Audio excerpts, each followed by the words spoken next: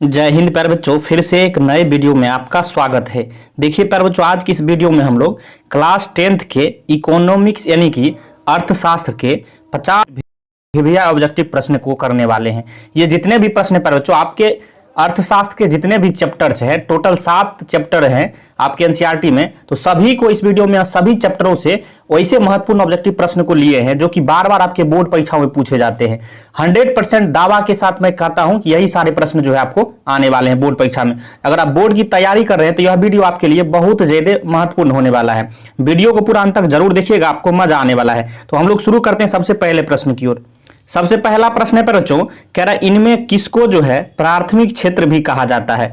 प्राथमिक क्षेत्र किसको कहा जाता है पर बच्चों? ऑप्शन ए है सेवा क्षेत्र, ऑप्शन बी है कृषि क्षेत्र, ऑप्शन सी है औद्योगिक क्षेत्र और ऑप्शन डी है इनमें कोई नहीं है। याद रखिएगा पर बच्चों, प्राथमिक क्षेत्र जो है हमेशा जो है कृषि क्षेत्र को बोला जाता है। किसको बोला जाता है पर बच्चों? याद रखिएगा, कृषि क्षेत्र को जो है प्राथमिक क्षेत्र बोला जाता है। ऑप्शन बी आपको याद रखना है, यह प्रश्न बार बार पूछा है, आपको याद रखना है। चलिए चलते हैं अगले प्रश्न की ओर। प्रश्न 2 कह रहा है कि इनमें कौन से देश में मिश्रित अर्थव्यवस्था है। बच्चों याद रखिएगा, मिश्रित अर्थव्यवस्था जो है अपना प्यारा सा भारत में जो है मिश्रित अर्थव्यवस्था है। कहां है बच्चों मिश्रित अर्थव्यवस्था? तो याद रखिएगा, ये जो अपना प्यारा सा भारत है इसमें मिश्रित अर्थव्यवस्था है। ऑप्शन सी यहां जो है बिल्कुल करेक्ट हो जाएगा। याद रखिएगा, काफी महत्वपूर्ण प्रश्न है। प्रश्न 3 को पढ़िएगा, कह रहा है कि भारत में जो है योजना आयोग का गठन कब किया गया था। काफी महत्वपूर्ण प्रश्न है बच्चों, बार बार पूछा जाता है। याद रखिएगा, भारत में जो है योजना आयोग का गठन जो है 15 मार्च 1950 ईस्वी को किया गया था। ऑप्शन ए यहां जो है बिल्कुल करेक्ट हो जाएगा। याद रखिएगा, भारत में जो है योजना आयोग का गठन जो है 15 मार्च 1950 को हुआ था। याद रखिएगा, काफी महत्वपूर्ण प्रश्न है। प्रश्न 4 को पढ़िएगा, कह रहा है कि जिस देश का राष्ट्रीय आय जो है अधिक होता है वह देश कहलाता है। तो जो कहने का मतलब हुआ कि जिस देश का जो है राष्ट्रीय आय सबसे अधिक होता है उसको हम किस देश के नाम से पुकारते हैं, वह कौन सा हो जाता है। ऑप्शन ए है अविकसित, ऑप्शन बी है विकसित, ऑप्शन सी है अर्धविकसित और ऑप्शन डी है इनमें कोई नहीं है। तो जिसका आय जो है सर्वाधिक है तो स्वाभाविक सी बात है वह तो डेवलप कंट्री होगा, मतलब विकसित उसको हम लोग बोलेंगे। क्या बोलेंगे? विकसित देश कहलाता है वह। ऑप्शन बी आपको याद रखना है, बी फॉर बाहुबली, बिल्कुल सही हो जाएगा। प्रश्न 5 कह रहा है कि इनमें जो है किसे पिछड़ा राज्य कहा जाता है। बच्चों पिछड़ा राज्य किसे कहा जाता है? तो याद रखिएगा, सही आंसर क्या हो जाएगा? बिहार को जो है पिछड़ा राज्य बोला जाता है। ऑप्शन सी यहां बिल्कुल करेक्ट हो जाएगा। याद रखिएगा। प्रश्न 6 कह रहा है कि भारत में जो है नीति आयोग की स्थापना कब हुई। काफी महत्वपूर्ण प्रश्न है बच्चों, बार बार पूछा जाता है आपके बोर्ड परीक्षाओं में, तो इस प्रश्न को याद रखना काफी महत्वपूर्ण है। और कैसे याद रखिएगा, देखिए भारत में नीति आयोग की स्थापना आपसे पूछा जा रहा है, तो सही आंसर इसका क्या हो जाएगा? जनवरी 2015। कब हुआ था बच्चों? जनवरी 2015। आपको ऑप्शन सी याद रखना है, बिल्कुल सही हो जाएगा। प्रश्न 7 कह रहा है कि भारत की जो है आर्थिक व्यवस्था है, भारत की आर्थिक व्यवस्था कैसी है बच्चों? समाजवादी है कि पूंजीवादी है कि मिश्रित है कि इनमें से कोई नहीं है। तो याद रखिएगा, भारत की जो है आर्थिक व्यवस्था पर जो कैसी है तो मिश्रित है। अभी हमने पिछले प्रश्नों में आपको इसके बारे में डिस्कस किया है, तो ऑप्शन सी यहां क्या हो जाएगा? बिल्कुल सही हो जाएगा। याद रखिएगा। चलिए चलते अगले प्रश्न की ओर। सारे ही प्रश्न बच्चों बहुत ही महत्वपूर्ण है, बार बार पूछा जाता है आपके परीक्षाओं में। प्रश्न 8 कह रहा है किस क्षेत्र को द्वितीयक क्षेत्र कहा जाता है। यह भी प्रश्न जो है काफी महत्वपूर्ण है, बार बार पूछा जाता है। तो याद रखिएगा, द्वितीयक क्षेत्र जो है किसको बोला जाता है बच्चों? तो उद्योग को जो है द्वितीयक क्षेत्र बोला जाता है। ऑप्शन सी यहां जो है बिल्कुल सही हो जाएगा। याद रखिएगा।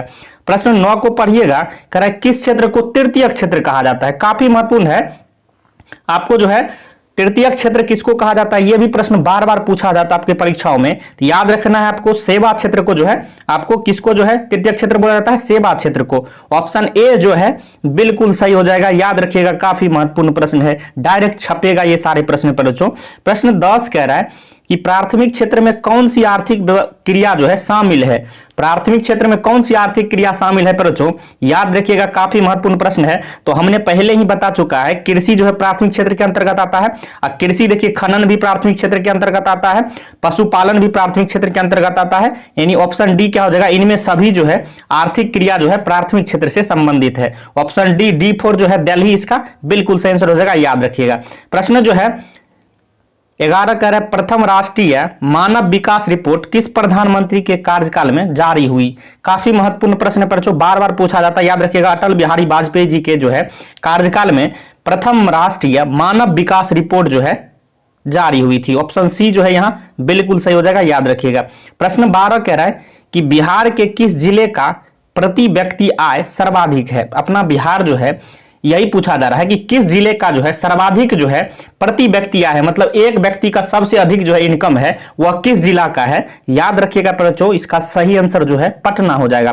पटना का जो है प्रति व्यक्ति आय जो है सर्वाधिक है। ऑप्शन ए आपको याद रखना है, डायरेक्ट पूछा जाएगा बच्चों, काफी महत्वपूर्ण प्रश्न था। प्रश्न 13 कह रहा है भारत में जो है किस राज्य का प्रति व्यक्ति आय जो है सर्वाधिक है। जैसे पिछले प्रश्न में हमने बताया है आपको कि बिहार में कौन सा जिला का जो है प्रति व्यक्ति आय सर्वाधिक है, अब आपसे पूछा जा रहा है कि भारत के किस राज्य का जो है प्रति व्यक्ति आय सर्वाधिक है। समझ रहे प्रश्न को, काफी महत्वपूर्ण है, याद रखिएगा बच्चों। इसका सही आंसर हो जाएगा गोवा राज्य का जो है, ऑप्शन के अनुसार चलिएगा तो गोवा राज्य का जो है प्रति व्यक्ति आय जो है बिल्कुल सही हो जाएगा, सर्वाधिक है, ऑप्शन डी याद रखना है। प्रश्न 14 कह रहा है कि भारत में जो है वित्तीय वर्ष कहा जाता है।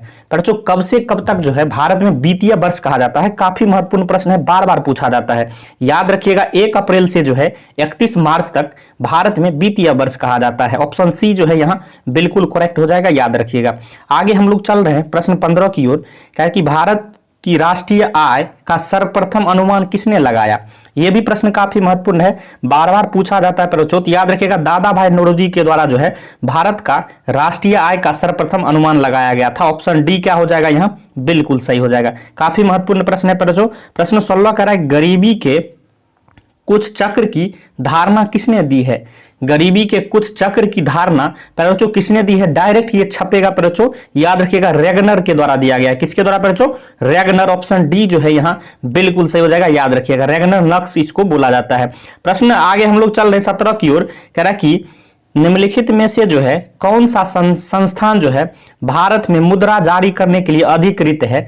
मतलब कहने का मतलब हुआ, अपना आसान भाषा में अगर समझिएगा तो कह रहा है कौन ऐसा संस्था है जो भारत में मुद्रा जारी करती है, मतलब रुपया पैसा को जारी करता है। तो याद रखिएगा रिजर्व बैंक ऑफ इंडिया जो है इसका बिल्कुल सही आंसर हो जाएगा, ऑप्शन ए बिल्कुल राइट है, याद रखना है। प्रश्न 18 को पढ़िएगा, काफी महत्वपूर्ण प्रश्न है। कह रहा है कि इनमें से जो है कौन संस्थागत जो है वित्त साधन है। इनमें कौन संस्थागत वित्त साधन है बच्चों, याद रखिएगा यहाँ जो व्यावसायिक बैंक जो है ये संस्थागत जो है वित्त साधन हो जाएगा, ऑप्शन सी आपको याद रखना है, काफी महत्वपूर्ण प्रश्न है। प्रश्न 19 कह रहा है भारत के केंद्रीय बैंक कौन है। बच्चों अभी हमने बताया है, इसको घुमा के इस प्रश्न में पूछा जा रहा है कि भारत का केंद्रीय बैंक कौन है, तो इसको भी आपको याद रखना है रिजर्व बैंक ऑफ इंडिया, या इसी को जो है कभी कभी शॉर्ट फॉर्म में जो है आरबीआई लिखा रहता है। आरबीआई का मतलब क्या होता है, रिजर्व बैंक ऑफ इंडिया। तो भारत का ये जो है केंद्रीय बैंक है, याद रखिएगा, काफी महत्वपूर्ण प्रश्न है। प्रश्न 20 करा कि भारत की जो है वित्तीय राजधानी किस शहर को कहा गया है। काफी महत्वपूर्ण प्रश्न है बच्चों, भारत की राजधानी कहां है, तो नई दिल्ली है, सबको पता है, लेकिन यही मैं आपको जो है घुमा के थोड़ा पूछ देगा कि भारत की वित्तीय राजधानी बताइए कहां है, तो फंस जाइएगा आप। लेकिन आपको याद रखना है भारत की वित्तीय राजधानी किसको बोला जाता है, तो मुंबई को जो है बोला जाता है भारत की वित्तीय राजधानी, ऑप्शन ए आपको याद रखना है। प्रश्न 21 कह रहा है कि दीर्घकालीन ऋण प्रदान करने वाली संस्था कौन सी है। दीर्घकालीन मतलब दीर्घकालीन कह रहा है कि ऋण प्रदान करने वाली संस्था कौन है। डायरेक्ट यही प्रश्न आपको पूछा जाएगा, कुछ भी चेंज नहीं आपको मिलेगा, डायरेक्ट यही पूछा जाएगा। याद रखिएगा भूमि विकास बैंक के द्वारा जो है दीर्घकालीन ऋण प्रदान की जाती है, ऑप्शन सी आपको याद रखना है। प्रश्न 22 कह रहा है कि यहाँ कह रहा है कि व्यावसायिक बैंक का राष्ट्रीयकरण कब किया गया।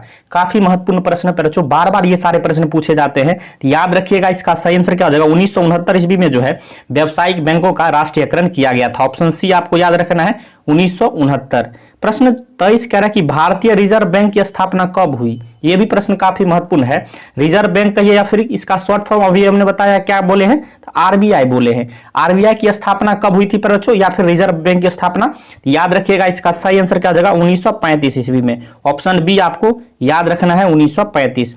प्रश्न 24 कह रहा है कौन सी सेवा जो है गैर सरकारी है। अब गैर सरकारी कहने का अर्थ क्या हुआ, मतलब सीधा सीधी समझिएगा ना अपना भाषा में, गैर सरकारी का मतलब हुआ प्राइवेट, निजीकरण। तो कौन जो है इसमें संस्था जो है जो निजी या फिर प्राइवेट है। देखिए सैन्य सेवा ये तो सरकारी है हो गया, वित्त सेवा ये भी सरकारी हो गया, यहाँ देखिएगा रेल सेवा ये भी सरकारी हो गया, लेकिन मॉल सेवा देखिएगा बच्चों गौर से, मॉल तो प्राइवेट हो गया क्योंकि निजी आदमियों को द्वारा इसका जो है संचालन किया जाता है, तो मॉल यहाँ बिल्कुल सही आंसर हो जाएगा, ये जो है गैर सरकारी है। याद रखिएगा, आपको कॉन्सेप्ट भी समझ में आ गया होगा। प्रश्न 25 कह रहा है कि आर्थिक विकास का तीसरा क्षेत्र क्या है। काफी महत्वपूर्ण प्रश्न बच्चों। तीसरा क्षेत्र, द्वितीयक क्षेत्र और प्रथम क्षेत्र तीनों से पूछा जाता है। तो तीसरा क्षेत्र कौन है आपको जल्दी से बताना है बच्चों। याद रखिएगा सेवा क्षेत्र को जो है यहाँ तृतीयक क्षेत्र बोला जाता है या तीसरा क्षेत्र बोला जाता है। ऑप्शन डी बिल्कुल सही हो जाएगा, सेवा क्षेत्र। प्रश्न 26 को पढ़िएगा, कह रहे कौन जो है बीमारू राज्य नहीं है बच्चों। बीमारू राज्य क्या बोला जा रहा है, नहीं है। याद रखिएगा बीमारू राज्य जो है ऑप्शन के अनुसार देखिएगा तो यहां जो है कर्नाटक जो दिया है ये बीमारू राज्य नहीं है। ऑप्शन सी आपको याद रखना है, बिल्कुल सही हो जाएगा कर्नाटक। प्रश्न 27 कह रहा है कि वैश्वीकरण के मुख्य अंग कितने हैं। याद रखिएगा बच्चों वैश्वीकरण के जो है टोटल मुख्य अंग जो है 4 होते हैं। ऑप्शन डी आपको याद रखना है, 4 बिल्कुल सही हो जाएगा। प्रश्न जो है 28 कह रहा है कि निम्नांकित में कौन बहुराष्ट्रीय कंपनी है। बच्चों याद रखिएगा बहुराष्ट्रीय कंपनी जो है ऑप्शन ए जो है बहुराष्ट्रीय कंपनी कहने का मतलब क्या हुआ, बड़ा कंपनी और अपना देश का नहीं है। बहुराष्ट्रीय कंपनी यहाँ फोर्ड मोटर्स भी है, कोका कोला भी है और नोकिया भी है, यानी ऑप्शन सी आपको याद रखना है। यहाँ जो है ये सभी जो है आपको बहुराष्ट्रीय कंपनी है। याद रखिएगा एक से अधिक देशों में जिसका जो है जो चलता है वह बहुराष्ट्रीय कंपनी होता है। ऑप्शन डी बिल्कुल सही हो जाएगा। नई आर्थिक नीति में किसे जो है सम्मिलित किया गया, काफी महत्वपूर्ण प्रश्न है। नई आर्थिक नीति जो आई थी उसमें किसको किसको सम्मिलित किया गया बच्चों। ऑप्शन के अनुसार देखिएगा उदारीकरण को भी सम्मिलित किया गया था, उसके बाद जो है निजीकरण है इसका भी किया गया था, तो वैश्वीकरण का भी किया गया था। यानी ऑप्शन डी क्या हो जाएगा, इनमें सभी जो दिया है ये सभी को जो है सम्मिलित किया गया है, इसलिए ऑप्शन डी बिल्कुल सही हो जाएगा, इनमें सभी। याद रखिएगा काफी महत्वपूर्ण प्रश्न है। प्रश्न 30 कह रहा है कि विश्व व्यापार संगठन की स्थापना कब हुई थी। काफी महत्वपूर्ण प्रश्न है बच्चों, बार बार ये प्रश्न पक्का पूछा जाता है कि विश्व व्यापार संगठन की स्थापना कब हुई थी। याद रखिएगा 1995 ईस्वी में जो है विश्व व्यापार संगठन की स्थापना हुई थी। ऑप्शन सी जो है बिल्कुल सही हो जाएगा, 1995। प्रश्न 31 कह रहा है कि विश्व व्यापार संगठन का मुख्यालय कहां है। अभी इससे पहले वाले प्रश्न में क्या पूछा गया था कि विश्व व्यापार संगठन की स्थापना कब हुआ था, तो क्या याद रखना है 1995 में हुआ था। अब इसी में पूछा जाएगा दूसरा प्रश्न कि विश्व व्यापार संगठन का मुख्यालय कहां है। बच्चों स्थापना तो 1995 याद कर लिए, ये में आपको पूछा जाएगा कि मुख्यालय कहां है, तो ऐसे कहिएगा कि ये तो नहीं पढ़ाए थे सर, इसलिए हमने जो है इसको भी नहीं छोड़ा है। ये काफी महत्वपूर्ण है, बार बार पूछा जाता है। तो इसका मुख्यालय कहां है बच्चों, याद रखिएगा हमेशा जेनेवा में जो है विश्व व्यापार संगठन का मुख्यालय है। ऑप्शन ए आपको याद रखना है, जेनेवा। प्रश्न जो है 32 कह रहा है कि उपभोक्ता द्वारा जो है शिकायत करने के लिए आवेदन शुल्क कितना लगता है। याद रखिएगा पर जो कोई भी शुल्क नहीं लगता है। ऑप्शन डी आपको याद रखना है, ये प्रश्न डायरेक्ट इसी तरह से पूछा जाएगा, तो ऑप्शन डी आपको याद रखना है, कोई शुल्क नहीं लगता है उपभोक्ता को। प्रश्न 33 कह रहा है कि सोने के आभूषण की शुद्धता की पहचान किस चिन्ह से की जाती है। याद रखिएगा बच्चों सोने की आभूषण की शुद्धता जो है किसकी कौन पहचान से की जाती है, तो आप सुने होइएगा गांव घर में या फिर अपने मम्मी पापा या सभी से हॉलमार्क सोना है। इसका मतलब क्या हुआ, हॉलमार्क से जो है सोने की आभूषण की शुद्धता की जाती है। हॉलमार्क आपको याद रखना है, ऑप्शन बी जो है बिल्कुल सही है। प्रश्न जो है 34 कह रहा है कृषि उत्पादों के मानकीकरण के लिए किस मानक यंत्र का या फिर मानक का प्रयोग किया जाता है। कृषि उत्पादों के लिए किसका उपयोग किया जाता है प्रश्न याद रखिएगा, एगमार्क का। ऑप्शन बी आपको याद रखना है, एगमार्क जो है बिल्कुल सही हो जाएगा। प्रश्न 35 कह रहा है कि भारत जो है उपभोक्ता संरक्षण अधिनियम की घोषणा कब हुई। याद रखिएगा बच्चों भारत उपभोक्ता संरक्षण अधिनियम की घोषणा काफी महत्वपूर्ण प्रश्न है, 1986 ईस्वी में हुई थी। ऑप्शन ए आपको याद रखना है, 1986। प्रश्न जो है 36 कह रहा है कि उपभोक्ता अधिकार दिवस कब मनाया जाता है। काफी महत्वपूर्ण प्रश्न है, बार बार पूछा जाता है बच्चों। याद रखिएगा 15 मार्च को जो है उपभोक्ता अधिकार दिवस मनाया जाता है। ऑप्शन बी यहां बिल्कुल से हो जाएगा, बाहुबली। तो इस तरह से हमने टोटल इसमें बच्चों जितने भी 36 ही प्रश्न ऑब्जेक्टिव बन रहे थे जो कि आपके बोर्ड परीक्षाओं में बार बार पूछे जाते हैं। अगर यकीन के साथ मैं आपको दावे के साथ कह रहा हूं कि इसी सभी को जो है अगर आप याद कर लेते हैं, अगर इकोनॉमिक्स से आपके प्रश्न पूछे जाएंगे बोर्ड परीक्षा में तो 90% संभावना है इसी वीडियो से आपको देखने को मिलने वाला है। वीडियो अगर पसंद आया हो तो लाइक करिएगा और मजा आया हो तो अपने दोस्तों में भी शेयर कर दीजिएगा और इस चैनल को सब्सक्राइब कर लीजिए क्योंकि इस तरह का वीडियो आपको जो है हमेशा मिलता रहेगा। वीडियो देखने के लिए धन्यवाद, मिलते हैं नेक्स्ट वीडियो में, तब तक के लिए जय हिंद जय भारत।